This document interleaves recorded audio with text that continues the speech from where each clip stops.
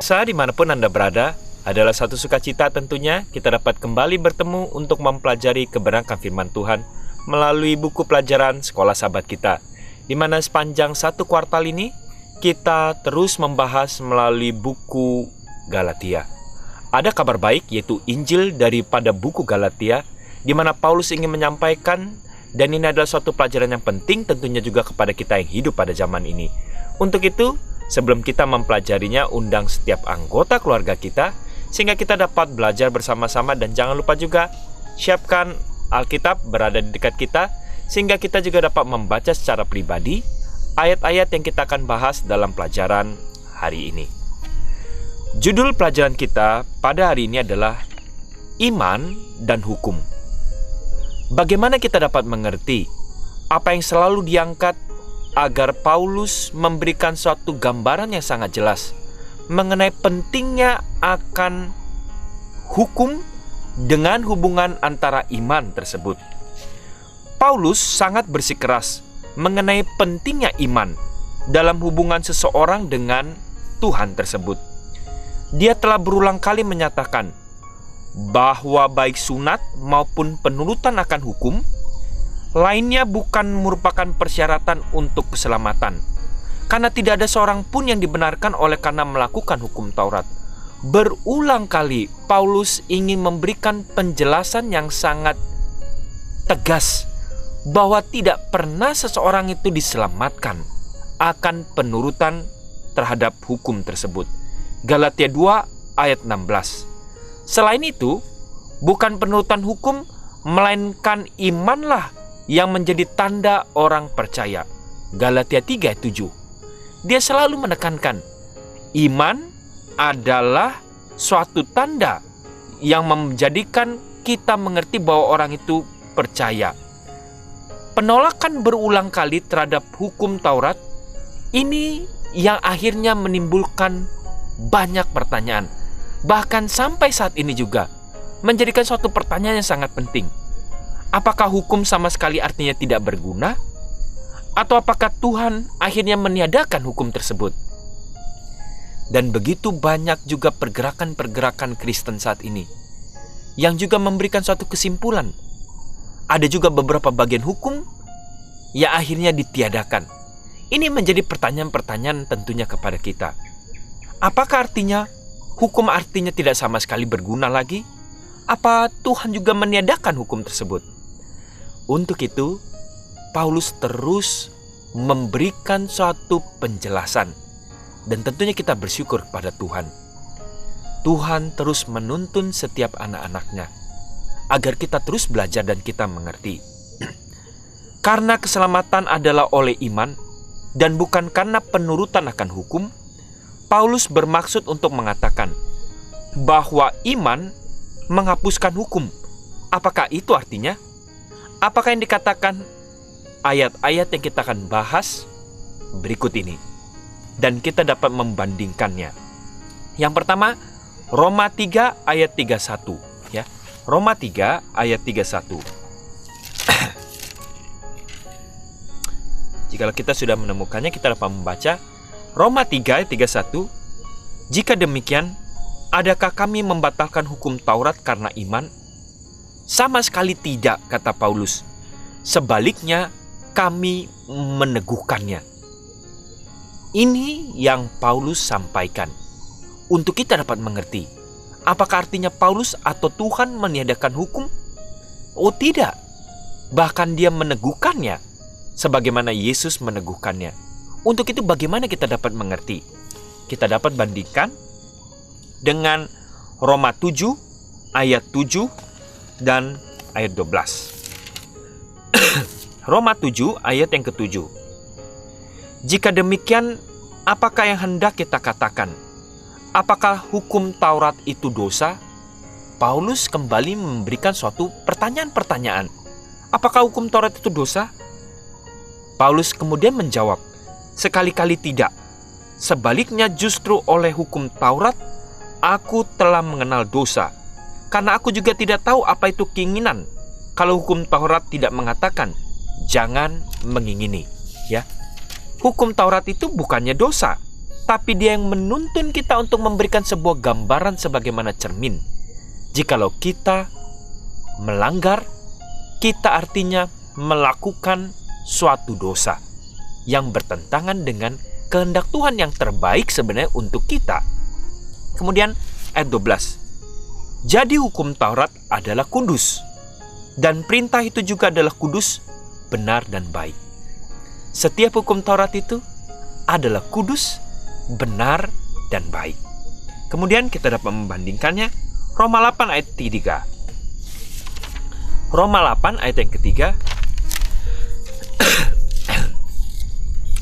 Sebab apa yang tidak mungkin dilakukan hukum Taurat karena tak berdaya oleh daging, telah dilakukan oleh Tuhan dengan jalan mengutus anaknya sendiri dalam daging, yang serupa dengan daging yang dikuasai oleh dosa karena dosa. Ia telah menjatuhkan hukuman atas dosa di dalam daging. Ya, Paulus kembali menekankan hal tersebut. Dan kita juga dapat membandingkannya dengan Matius 5 ayat 17 dan ayat 20. Matius 5 ayat yang ke-17, saya akan bacakan. Janganlah kamu menyangka bahwa aku datang untuk meniadakan hukum Taurat atau kitab para nabi. Aku datang bukan untuk meniadakannya, melainkan untuk menggenapinya, kata Yesus. Karena aku berkata kepadamu, sesungguhnya selama belum lenyap langit dan bumi ini, satu iota atau satu titik pun tidak akan ditiadakan dari hukum Taurat, sebelum semuanya terjadi. Karena itu siapa yang meniadakan salah satu perintah hukum Taurat sekalipun yang paling kecil, dan mengajarkannya kepada orang lain, ia akan menduduki tempat yang paling rendah di dalam kerajaan surga. Tetapi siapa yang melakukannya dan mengajarkan segala perintah-perintah hukum Taurat, ia akan menduduki tempat yang tinggi di dalam kerajaan surga.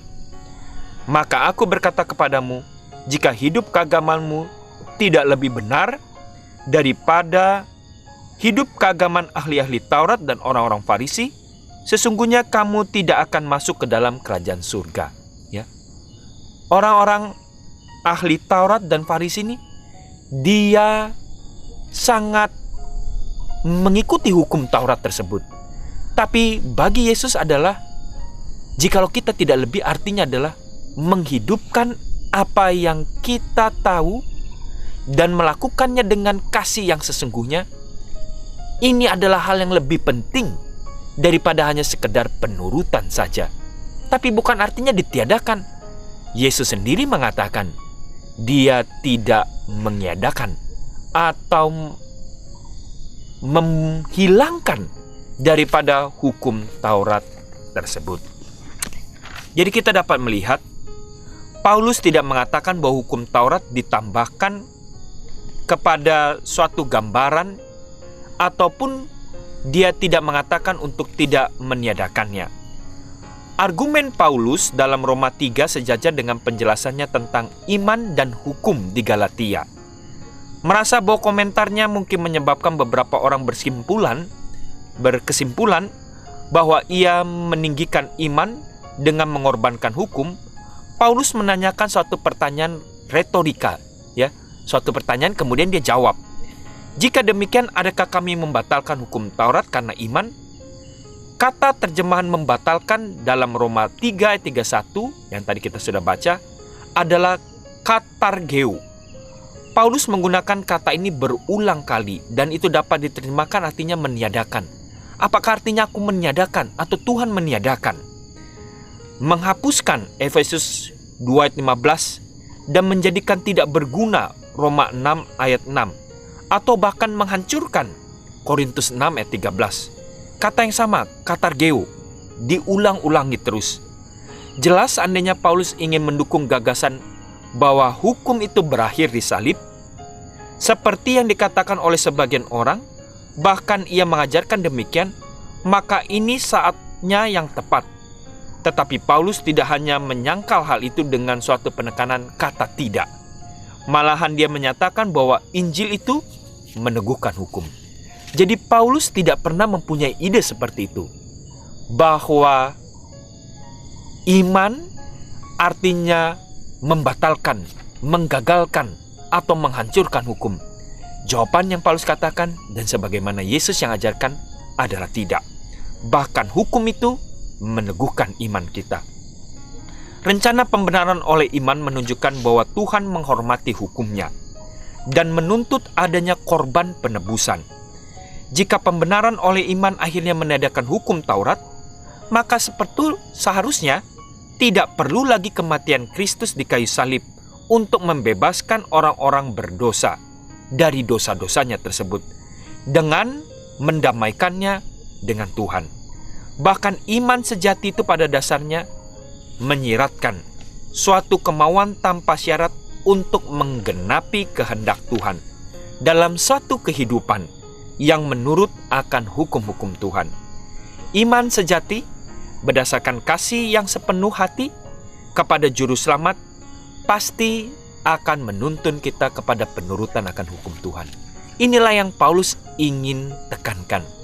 Seharusnya iman sejati ini menuntun kita kepada penurutan akan hukum Tuhan, sehingga kita dapat melihat bahwa kasih Tuhan itu terpancar melalui hukumnya untuk keselamatan dan kebaikan setiap anak-anaknya. Pikirkanlah suatu implikasi jika memang Paulus bermaksud bahwa iman itu meniadakan perlunya penurutan akan hukum, maka mungkin perzinahan atau mencuri atau membunuh itu terjadi di mana-mana. Tapi kita dapat melihat bahwa pembunuhan, pencurian, perzinahan itu sebenarnya tidaklah pernah berkenan di hadapan Tuhan. Jadi kita dapat melihat ada sebuah gambaran kesedihan, kepedihan, dan penderitaan yang bisa kita hindari jika kita menuruti akan hukum Tuhan tersebut. Ini adalah suatu gambaran. Hukum Tuhan adalah perlindungan kepada setiap anak-anak Tuhan. Jadi, Tuhan tidak pernah menginginkan untuk hukum tersebut dihapuskan, karena hukum adalah pagar pelindung kepada setiap anak-anak Tuhan. Kiranya melalui pelajaran kita, iman dan hukum ini menjadi suatu gambaran yang jelas dan menjadikan suatu berkat kepada kita untuk kita menuruti hukum-hukum Tuhan dan iman kita bertumbuh dengan sempurna. Iman seperti Yesus. Kiranya Tuhan memberkati.